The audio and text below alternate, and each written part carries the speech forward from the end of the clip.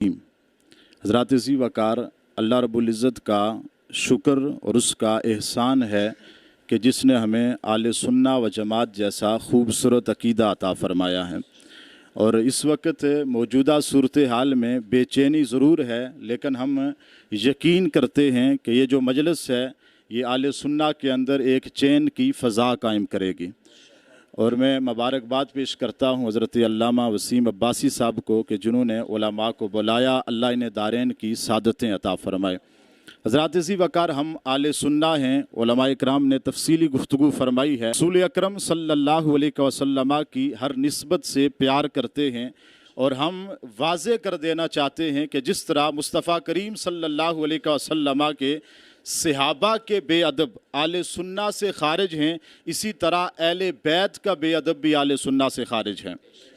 कि सहाबा का गुस्ताख वो भी सुन्नी नहीं हो सकता और जो अहले बैत का गुस्ताख है वो भी सुन्नी नहीं हो सकता, चाहे उसने आले सुन्ना का लिबादा ओढ़ा हो, उसने जुब्बा भी पहन के रखा हो, उसने सर पे दस्तार भी सजा के रखी हो, लेकिन अगर वो सहाबा या अहले बैत का बेअदब है तो वो शख्स आले सुन्ना से खारिज है।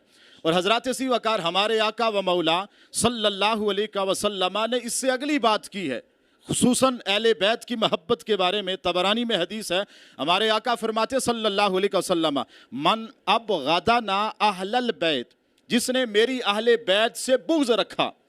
अब उसने जुब्बा भी पहन के रखा है, अमामा भी सजा के रखा है, सर उसने चेहरे पे दाढ़ी भी रखी है, बज़ाहिर अपने आप को जिस नहज पे भी वो शो करता है, लेकिन आका फरमाते मन अबग़दना अहलल बैत, जिसने मेरी आले बैत से बुग़्ज़ रखा। मुस्तफ़ा फरमाते हशरहुल्लाहु यौमल क़ियामती यहूदियन, बरोज़े क़यामत वो मौलवी बन के नहीं उठाया जाएगा, किसी मसलक का रहनुमा बना के नहीं उठाया जाएगा। मुस्तफ़ा फरमाते बरोज़े क़यामत वो यहूदी बना के उठाया जाएगा, इसलिए कि वो आले बैत का दुश्मन है और बुग़्ज़ रखता है। और फिर हदीस पाक, ये जिस शख्स ने बेअदबी की है, गुस्ताखी की है सैयदना इमाम मूसा कासिम की, वो तो पाकिस्तान का रहने वाला है, लेकिन रहमत तो आलम के अल्फाज क्या हैं? आका फरमाते लौ अन्ना रजुला सफन बैन हाज़ल मकाम व रुकन, मेरे मुस्तफ़ा फरमाते अगर कोई शख्स सेने हरम में है जहां पे एक नेकी करते हैं अल्लाह लाख का सवाब अता फरमाता है, और खड़ा भी कहाँ है? मकाम इब्राहीम के पास।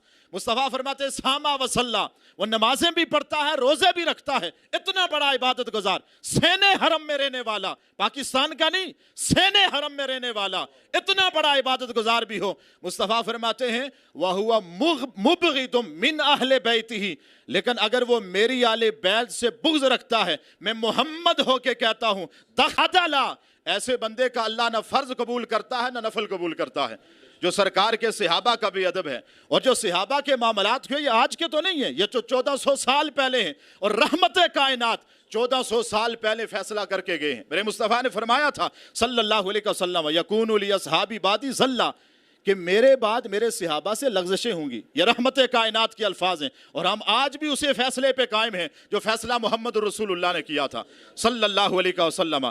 आका फरमाते मेरे बाद मेरे सहाबा से लग़ज़शें होंगी। आका फिर क्या होगा?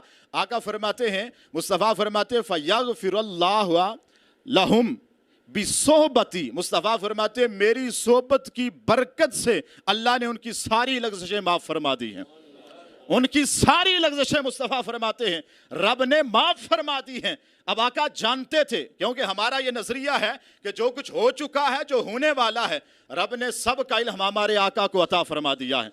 आका जानते थे पाकिस्तान बनेगा, आका ये भी जानते थे इस्लामाबाद होगा, आका ये भी जानते थे पिंडी होगा, आका ये भी जानते थे पिंडी के बाज़ गमाश्ते वो रवाफ़िज़ की कोक में जन्म लेने वाले, रवाफ़िज़ की गोद में बैठे हुए सहाबा पे तबर्रा करेंगे। मेरे मुस्तफ़ा ने उनका भी हल बयान फरमा दिया।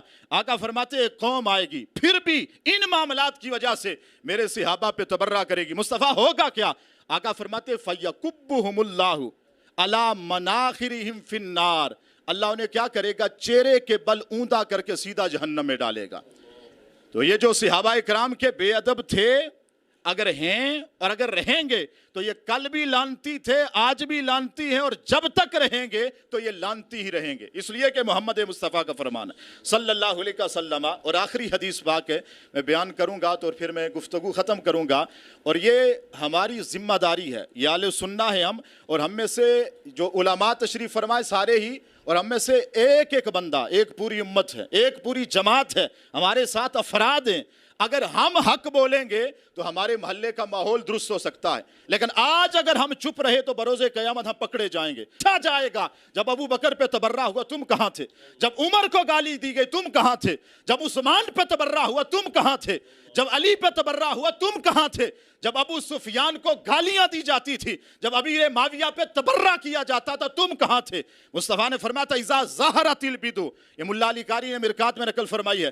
آپ فرماتے جب بدعتیں ظاہر ہوں گی وَسُبَّ اصحابی، اور میرے صحابہ کو گالیاں دی جائیں گی، فَعَلَى الْعَالِمِ أَن يُظْهِرَ عِلْمَهُ، عالم پہ فرض ہو جاتا ہے کہ وہ اپنے علم کا اظہار کرے. وہ صحابہ کے دفاع میں بولے، وہ بولے ابو بکر کے لیے، وہ بولے عمر کے لیے، وہ بولے عثمان کے لیے، وہ بولے علی کے لیے، وہ بولے طلحہ و زبیر کے لیے، وہ بولے ابو سفیان کے لیے، وہ بولے امیر معاویہ کے لیے. میرے مصطفیٰ فرماتے اسے بولنا پڑے گا. وَمَن لَمْ يَفْعَلْ، اگر اس مولوی نے ایسا نہ کیا، اگر ایسا نہ کیا، مسجدیں بچاتا رہا، مدرسے بچاتا رہا، تحریکیں بچاتا رہا، میرے مصطفیٰ فرماتے فَعَلَيْهِ لَعْنَةُ اللَّهِ وَالْمَلَائِكَةِ وَالنَّاسِ اجمعین. ایسے مولوی پہ اللہ بھی لعنت کرتا ہے، فرشتے بھی لعنت کرتے ہیں، اور ساری کائنات اس پہ لعنت کرے گی. آج اگر ہم اپنے لعنت سے بچنا چاہتے ہیں تو ہمیں بولنا ہوگا ابو سفیان کے لیے، ہمیں بولنا ہوگا سیدنا امیر معاویہ کے لیے رضی اللہ تعالیٰ عنہما. اور میرے مصطفیٰ نے اگلے الفاظ کیا فرمائے؟ ہم تو نمازیں پڑھاتے ہیں نا مسجدوں میں، لیکن میرے مصطفیٰ نے فرمایا لا یقبل اللہ منہم صرفا ولا عدلا. ایسے مولوی کا اللہ نہ فرض قبول کرتا ہے نہ نفل قبول کرتا ہے. جو ابو بکر و عمر عثمان و علی طلحہ و زبیر امیر معاویہ ابو سفیان کے دفاع میں نہ بول سکا. تو حضرات سی وقار، تو اب ہمارا اخلاقی اور شرعی حق بنتا ہے کہ ہمارے ہر ممبر سے آواز آنی چاہیے سرکار کے صحابہ کے دفاع کے لیے اور اہل بیت کے دفاع کے لیے. دعا کریں کہ اللہ تعالی ہمیں اہل سنہ کے عقیدے پہ استقامت عطا فرمائے اور اسی پہ ہمیں موت عطا فرمائے. سیدی اعلیٰ حضرت کے نظریات پہ اللہ ہمیں کاربند رہنے کی توفیق عطا فرمائے. اور میں ایک بات آخر میں کہوں گا، اور یہ فیصل آباد کی سرزمین پہ لیٹا ہوا وہ مرد حر جسے زمانہ محدث اعظم پاکستان کہتا ہے، یہ ان کا قول ہے. آپ نے اس وقت فرمایا تھا، آپ نے فرمایا تھا اگر کوئی شخص میرے امام کی تحقیق کے خلاف تحقیق پیش کرتا ہے تو یہ تحقیق نہیں، اس کی جہالت ہے. آپ نے فرمایا تھا وہ محقق نہیں، وہ مجہول ہے جو امام اہل سنہ کے خلاف تحقیق پیش کرتا ہے. تو ہم امام اہل سنہ اور اپنے اکابر کے خلاف کوئی تحقیق قبول نہیں کرتے. ہمارا نظریہ وہ ہے جو 1400 سال پرانا ہے. اللہ ہمیں اسی نظریے پہ استقامت عطا فرمائے. وآخر دعوانا الحمد.